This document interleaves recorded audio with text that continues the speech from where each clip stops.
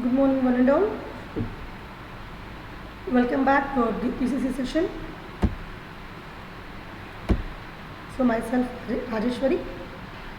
Today, our topic is anatomy of file read and anatomy of file read. So, before knowing about these two concepts, we have to know the procedure, how to place the data in the Hadoop file system, how to get the data from the Hadoop file system. As all of you know that the Java is going to use mostly as a language for our Hadoop file system, we have to know the procedure to store and retrieve data from the Hadoop file system using Java language. So, we will know about this first, about the Java. Later we will go to anatomy of file read and anatomy of file read from the Hadoop file system. Java interface. First, we will learn about reading data from the Hadoop URL, and later we will learn about reading data using the file system API. Later, we will learn the same to write the data. So, reading data from the Hadoop URL. So, whenever there is a path, uniform resource locator for the Hadoop file system, if we go to set, we can get the data using the URL like this. So, this is the code we have to do to perform reading data from the Hadoop URL. See, so this is a cat name, that is I want to get some data by using some URL. My file name is a URL cat. Later we have to find out some of the header files. So I want to use frame handle factory method in order to extract data from the URL. Later in the main header file, main function, we have to write arguments. So from which we have to take in terms of path. If there is any exception to throw, we can throw. Later input data. If we want to take the data, means we are reading the data, means initially we used to get null. Later we have to set the path. As we are going to get from the URL, we have to set the path number. So as a first argument, we have to get the data, that is the input data, by using open stream function to open our file. Later we have to copy the bytes. So where we have to copy the bytes? From the in function. What is the in value we got? So that is the path we have to mention. Later we have to place the data to the system out, that means display on the monitor. It is nothing but this file size at a time to copy from a Hadoop system to our normal output file. That is 4096 bytes we have to copy. If there is any failure, we have to intimate the concept. Okay, and finally we have to close the stream which we open in order to do the transaction. Right. So this is an example execution to show. So this is a command to execute our Hadoop, we know that, and we have to give the name of your file. That is my file name is a URL cat, in which we want to get the data. From where we have to get the data? So it is the location to get the data. HDFS, localhost, user, tom and congle.txt. So this is my file. So from the HDFS localhost, means in the Hadoop distributed file system, from the localhost we have to get the data. Okay. Next, reading data using the file system API. So application programming interface, by using instead of URL, you can get the data also from that. So this is the code for getting the data. Right, ma'am? See, my system, my file. Where is the file system? Which file system we are going to use? We are going to use the Hadoop file system, right? The same concept will be there. But what we have to do is, whenever there is a URL, we have to create that file system. We have to give the location of the file system. We have to create that. The remaining everything is going to be the same, right? Now, so instead of getting data, here in the last method we got the input file to read the data from the path, our command line interface, right? But here we have to get the data using the file system. We have to specify the file system from where we have to get the data. So that's it, we have to specify this. We are going to maintain that one. Okay, the same is we have to get copy the bytes by using the in method we initiated to get the data. We have to place the data on the monitor, how many bytes we have to get. If there is a false, we have to notify that. Finally we have to close frame. Okay.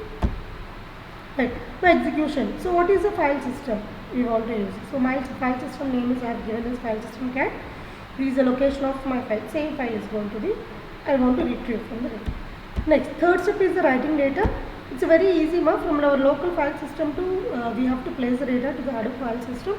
So further we have to use some classes. I want to copy file copy with progress, okay, and I want to use a main method. Here I go to source. We have to give the source file and the destination method. Destination, okay. So my source file, because I have to write from where I have to write. We have to use. I want to write from ARGS 0. I have to place to ARGS 1. Input stream in new buffered input stream. Here we have to use configuration of, okay. File system, my file system I have to use where we have to store your file system.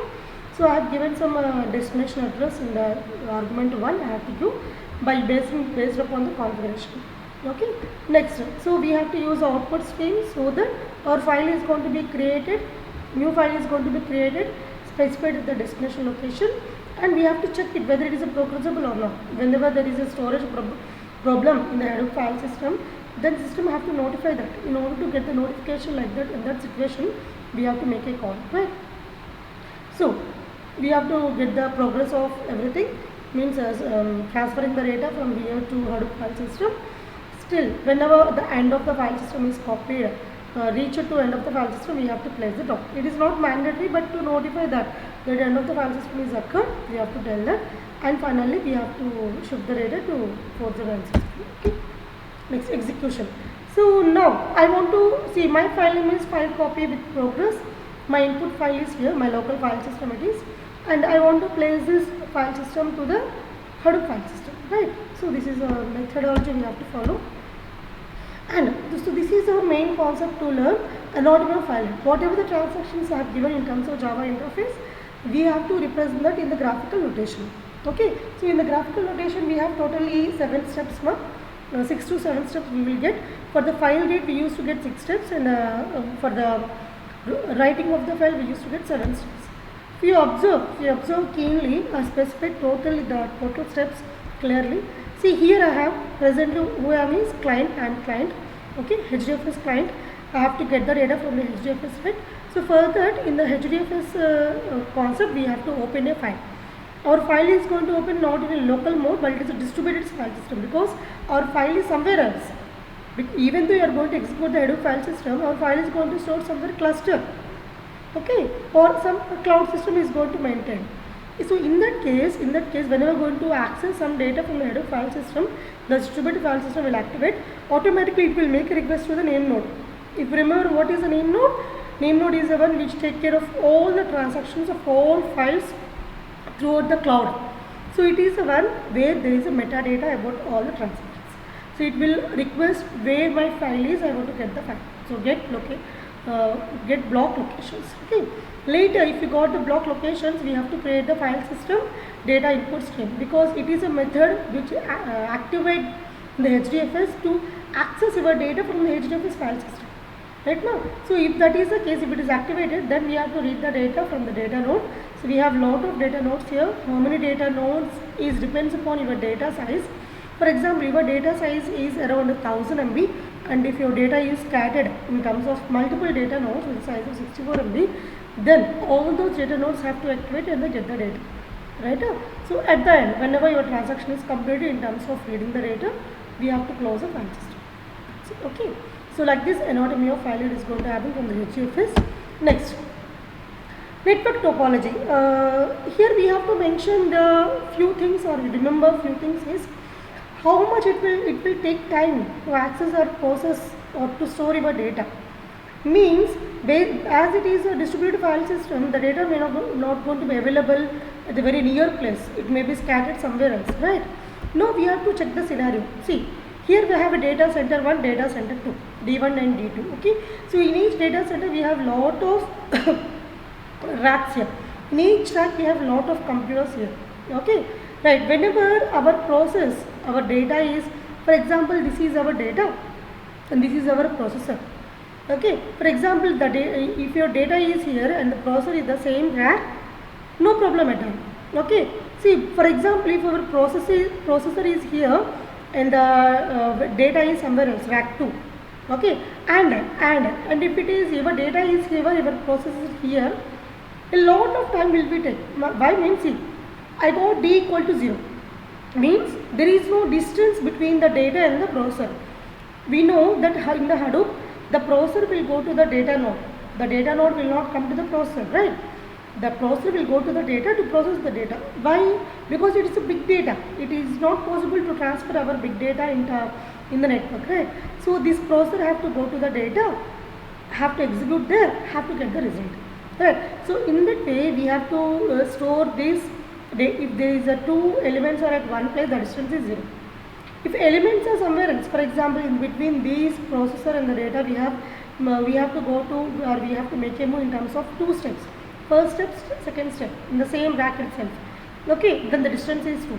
For example, here, whenever there is a 2 racks, okay, 2 racks here, in one rack data is there and in one rack processor is there. If that is the case, the distance is 4. Means we have to make a move from the rack 1. Later we have to go to the rack 2. We have to find out where is the rack 2. Later we have to find out where is the data. Okay, here 2 steps is going to get, here 2 steps is going to get, totally 4. And whenever there is a data is at somewhere else, not in our data center, it is available in data center 2. If that is the case, the distance is 6. Right? Here 2, here also we have to find out the data center. One more step we need, and finally we have to find out the location of the data. So we need 6 steps here. See, I have given the steps in a very elaborate way here.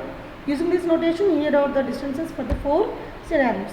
Whenever the data is available in the same data center, the same rack, the same node, then the distance is 0. The processor on the same node. Okay. Whenever there is a same data center, same rack, but different nodes are there, automatically the transactions require 2 steps. Different nodes on the same rack. And whenever there is a same data center, but not in the same rack, okay, different nodes also, then we will get the 4 steps.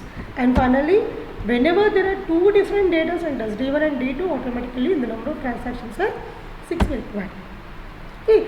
Like this, whenever you are able to place your data very near to the processor, or if you are able to move your processor the way the data is available, we will get the very less time, it will make a better efficiency. Anatomy of file read. Okay, so anatomy of file read is, first we have to create a file. Whenever we have to place a data to the HDFS, we have to create a file. How we can place a file? Based upon the distributed file system only, right? So for that, we have to notify the same to the name node. Here, please create a file too. Okay, whenever the file creation is over, automatically we can start the data writing. Okay, using the FS data output stream. If that is so, whatever data you are going to place in terms of files, we are going to do the data nodes. So we can move a lot of data to different data nodes based upon the name node instructions. Finally, whenever the data writing is over, we have to close the system. Right now, so this is how the anatomy of file read and anatomy of file read is going to be performed in the Hadoop file system using the Java interface. Right. Bye, ma. Have a nice day. Stay safe. Stay well.